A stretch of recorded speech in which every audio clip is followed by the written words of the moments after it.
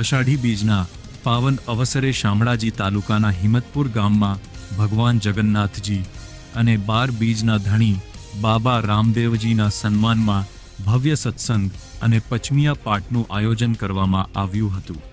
નીનામા લીલાબેન અર્જુનભાઈના નિવાસસ્થાને સમગ્ર નીનામા પરિવારના સહયોગથી યોજાયેલા આ ધાર્મિક કાર્યક્રમમાં મોટી સંખ્યામાં ભક્તો જોડાયા હતા.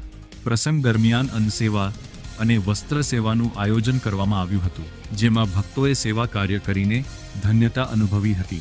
કાર્યક્રમમાં જયંતી મહારાજ, મનીષ મહારાજ, જેટ્ટી સાહેબ, જીવા મહારાજ સહિત રામેલા ભક્ત મંડળના સભ્યો ઉપસ્થિત રહ્યા હતા. અંતે ભગવાન જગન્નાથજીની ભજન કીર્તન સાથે આરતી અને વંદના કરી સમગ્ર કાર્યક્રમ ભક્તિમય વાતાવરણમાં સંપન્ન થયો હતો.